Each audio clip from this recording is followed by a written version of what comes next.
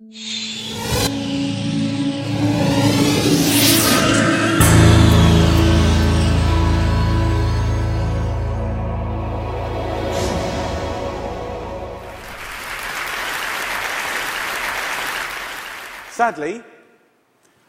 in the next 18 minutes when I do our chat, 4 Americans that are alive will be dead through the food that they eat. My name's Jamie Oliver. I'm 34 years old. I'm from Essex in England. And for the last 7 years, I've worked fairly tirelessly to save lives in my own way. I'm not a doctor. I'm a chef. I don't have expensive equipment or medicine. I use information, education. I profoundly believe that the power of food has a primal place in our homes that binds us to the best bits of life.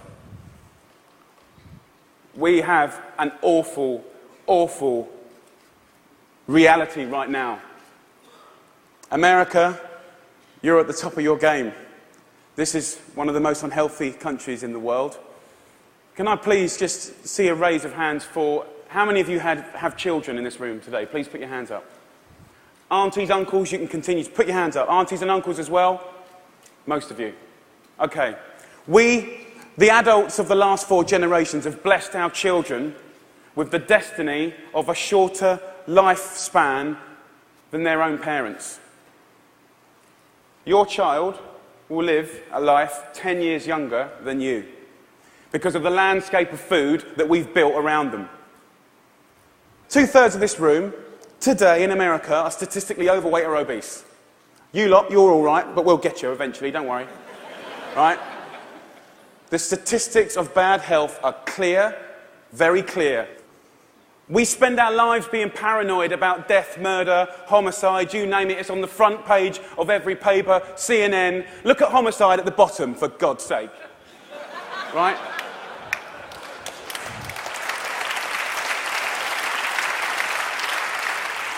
Every single one of those ones in the red is a diet-related disease. Any doctor, any specialist will tell you that. Fact. Diet-related disease is the biggest killer in the United States right now, here today. This is a global problem. It's a catastrophe. It's sweeping the world. England is right behind you, as usual.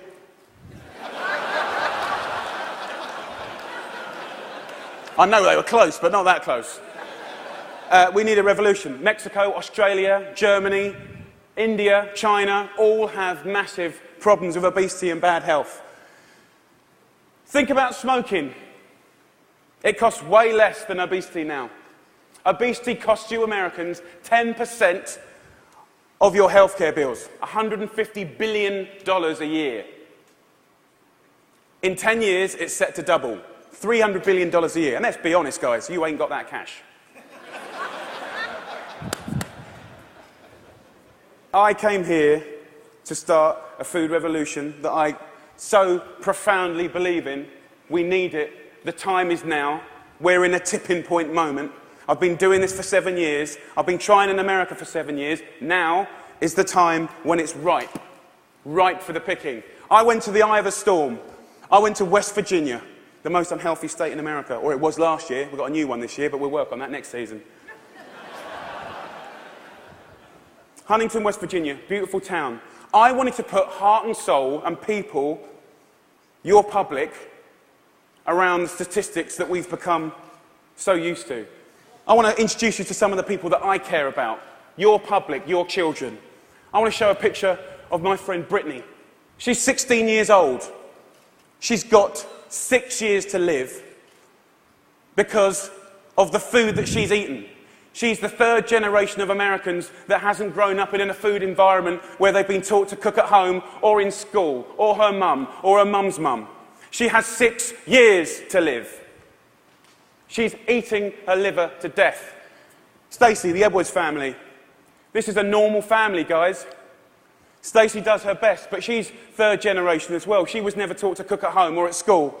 The family's obese. Justin here, 12 years old, he's 350 pounds. He gets bullied, for God's sake. The daughter there, Katie, she's 4 years old. She's obese before she even gets to primary school. Marissa, she's all right. She's one of your lot. But you know what? Her father, who was obese, died in her arms. And then the second most important man in her life, her uncle, died of obesity. And now her stepdad is obese. You see, the thing is, obesity and diet-related disease doesn't just hurt the people that have it, it's all of their friends, families, brothers, sisters. Pastor Steve, an inspirational man, one of my early allies in Huntington, West Virginia. He's at the sharp knife edge of this problem. He has to bury the people, okay? And he's fed up with it. He's fed up with burying his friends, his family, his community. Come winter, 3 times as many people die. He's sick of it. This is preventable disease, waste of life. By the way, this is what they get buried in. We're not geared up to do this. Can't even get them out the door, and I'm being serious. Can't even get them there, forklift. Okay, I see it as a triangle, okay? This is our landscape of food. I need you to understand it. You've probably heard all this before, but let's just go back over it. Over the last 30 years, what's happened that's ripped the heart out of this country? Let's be frank and honest. Well, modern day life. Let's start with the main street. Fast food has taken over the whole country, we know that. The big brands are some of the most important powers, powerful powers in this country. Supermarkets as well. Big companies, big companies. 30 years ago, most of the food was largely local and largely fresh. Now, it's largely processed and full of all sorts of additives, extra ingredients, and you know the rest of the story. Portion size is obviously a massive, massive problem. Labelling is a massive problem. The labelling in this country is a disgrace. They want to self-police themselves. The industry want to self-police themselves. What, in this current climate? They don't deserve it.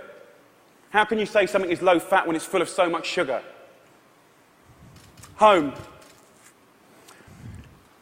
The biggest problem with the home is that used to be the heart of passing on food culture, what made our society. That ain't happening anymore. And you know what, as we go to work and as life changes and as life always evolves, we kind of have to look at it holistically, step back for a moment and readdress the balance. It ain't happening, hasn't happened for 30 years, okay? I want to show you a situation that is very normal right now, the Edwards family. Let's have a talk. This stuff goes through you and your family's body every week. And I need you to know that this is going to kill your children early. How are you feeling? I'm just feeling really sad and depressed right now. That, I want my kids to succeed in life, and this isn't going to get them there. But I'm killing them. Yes, you are. You are. But we can stop that. Normal. Let's get on schools. Something that I'm fairly much a specialist in. Okay, school. So what is school? Who invented it? What's the purpose of school? School was always invented to arm us with the tools to make us creative, be able to do wonderful things, make us earn a living, etc., etc., etc. It's been kind of in this sort of tight box for a long, long time, okay? But we haven't really evolved it to deal with the health catastrophes of America, okay? School food is something that most kids, 31 million a day actually, have twice a day, more than often, breakfast and lunch, 180 days of the year. So you could say that school food is quite important, really, judging the circumstances.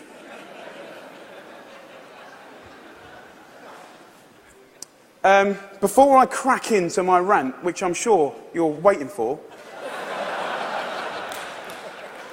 I need to say one thing, and it's so important in hopefully the magic that happens and unfolds in the next 3 months. The lunch ladies, the lunch cooks of America, I offer myself as their ambassador. I'm not slagging them off. They're doing the best they can do. They're doing their best. But they're doing what they're told, and what they're being told to do is wrong. The system is highly run by accountants. There's not enough or any food knowledgeable people in the business. There's a problem. If you're not a food expert and you've got tight budgets and it's getting tighter, then you can't be creative. You can't duck and dive and write different things around things. If you're an accountant and a box ticker, the only thing you can do in these circumstances is buy cheaper shit. Now, the reality is the food that your kids get every day is fast food. It's highly processed. There's not enough fresh food in there at all. You know, the amount of additives, E-numbers, ingredients you wouldn't believe. There's not enough veggies at all. French fries are considered a vegetable. Pizza for breakfast. They don't even get given crockery. Knives and forks, no, they're too dangerous. There's scissors in the classroom, but knives and forks, no. And the way I look at it is if you don't have knives and forks in your school, you're purely endorsing, from a state level, fast food, because it's handheld. And yes, by the way, it is fast food. It's sloppy joes, it's burgers, it's wieners, it's pizzas, it's all of that stuff.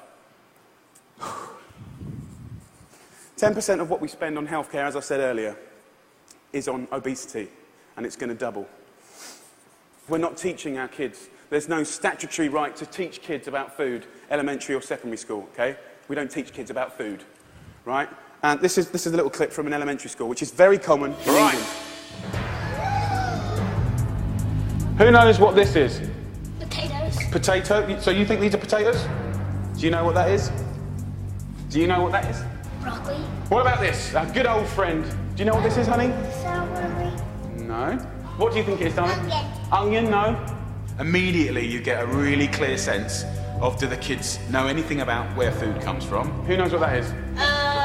Pear. What do you think this is? I don't know. If the kids don't know what stuff is, then they will never eat it. Normal. England and America. England and America. Guess what fixed that? Guess what fixed that? 2 one-hour sessions. We've got to start teaching our kids about food in schools, period.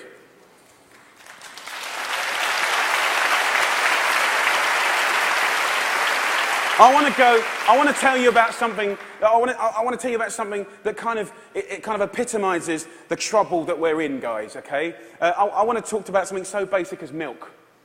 Every kid has the right to milk at school. Your kids will be having milk at school, breakfast and lunch, right? They'll be having 2 bottles, okay? And most kids do. But milk ain't good enough anymore because someone at the milk board, right, and don't get me wrong, I support milk, but someone at the milk board probably paid a lot of money for some geezer to work out that if you put loads of flavourings and colourings and sugar in milk, right, more kids will drink it. Yeah. And obviously, you know, now that's going to catch on. The apple board is going to work out that if they make toffee apples, they'll eat more apples as well. Do you know what I mean?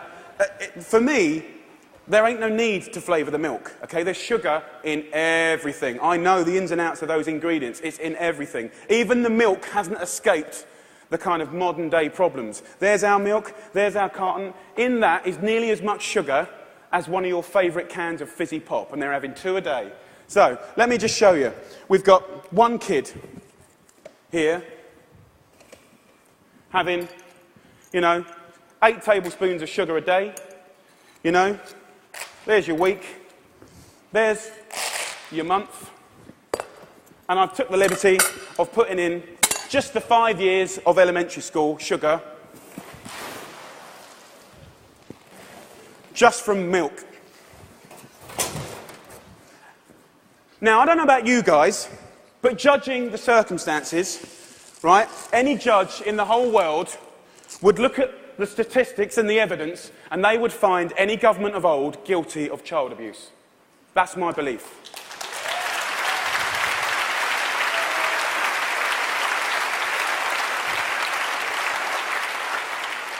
Now, if I came up here, and I wish I could come up here today, and hang a cure for AIDS or cancer, you'd be fighting and scrambling to get to me. All this bad news is preventable. That's the good news. It's very, very preventable. So let's just think about, we've got a problem here, we need to reboot. Okay, so in my world, what do we need to do? Here's the thing, right? It cannot just come from one source. To reboot and make real, tangible change, so that I can look you in the white of the eyes and say, in 10 years' time, the history of your children's lives, happiness And let's not forget, you're clever if you eat well, you know, you're going to live longer, all of that stuff. It will look different, okay? So, supermarkets. Where else do you shop so religiously? Week in, week out. How much money do you spend in your life in a supermarket? Love them. They just sell us what we want, all right. They owe us to put a food ambassador in every major supermarket. They need to help us shop. They need to show us how to cook quick, tasty, seasonal meals for people that are busy. This is not expensive. It is done in some, and it needs to be done across the board in America soon and quick. The big brands, you know, the food brands, need to put food education at the heart of their businesses. I know, easier said than done. It's the future. It's the only way. Fast food. With the fast food industry, you know, it's very competitive. I've had loads of secret papers and dealings with fast food restaurants. I know how they do it. I mean, basically, they've weaned us on to these hits of sugar, salt and fat and X, Y and Z, and everyone loves them, right? So these guys are going to be part of the solution, but we need to get the government to work with all of the fast food purveyors and the restaurant industry, and over a 5, 6, 7-year period, wean us off the extreme amounts of fat, sugar, fat, and all the other non-food ingredients. Now, also, back to the sort of big brands, labelling, I said earlier, is an absolute farce and has got to be sorted. Okay, school. Obviously, in schools, we owe it to them to make sure those 180 days of the year, from that little precious age of 4 to 18, 20, 24, whatever, they need to be cooked proper, fresh food from local girls on site, okay? There needs to be a new standard of fresh, proper food for your children. Yeah?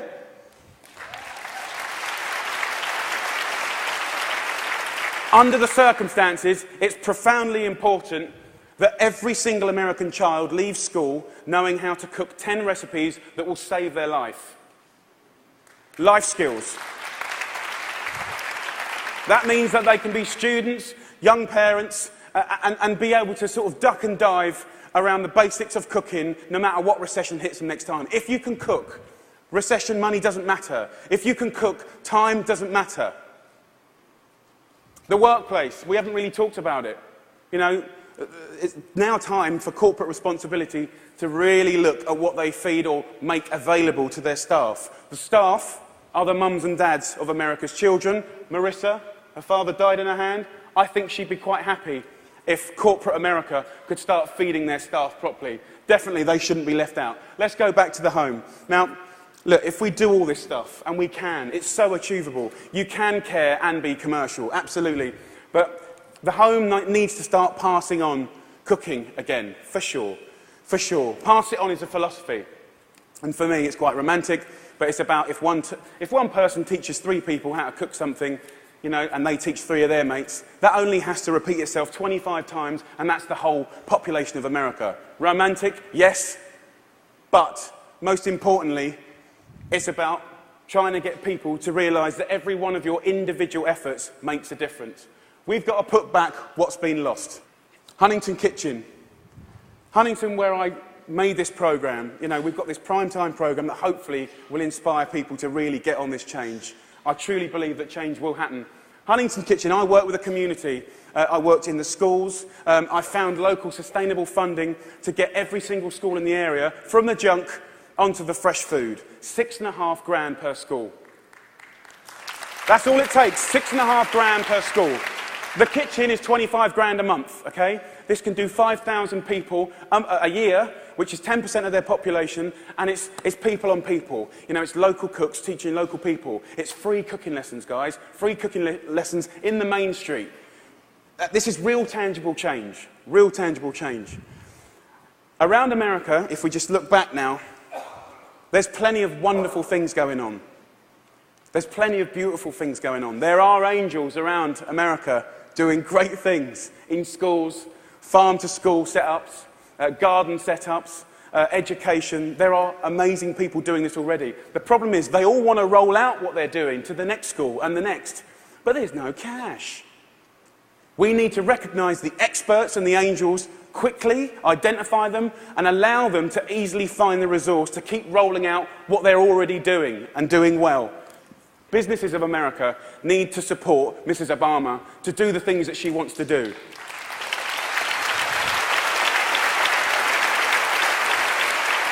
And look, I know it's weird having an English person standing here before you talking about all this. All I can say is I care. I'm a father, and I love this country. And I believe truly, actually, that if change can be made in this country, beautiful things will happen around the world. If America does it, I believe other people will follow. It's incredibly important.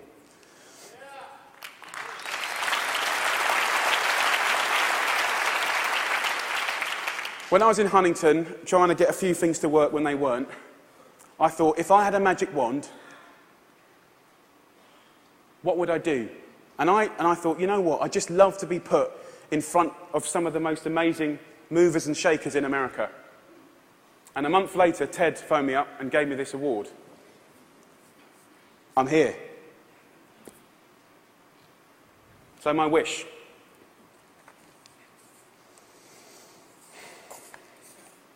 Dyslexic, so I'm a bit slow.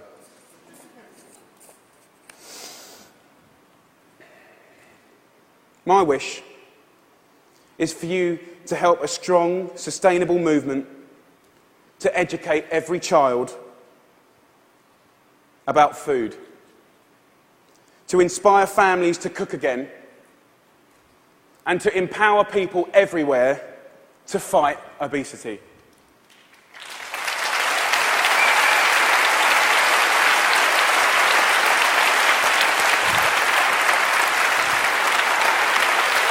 Thank you.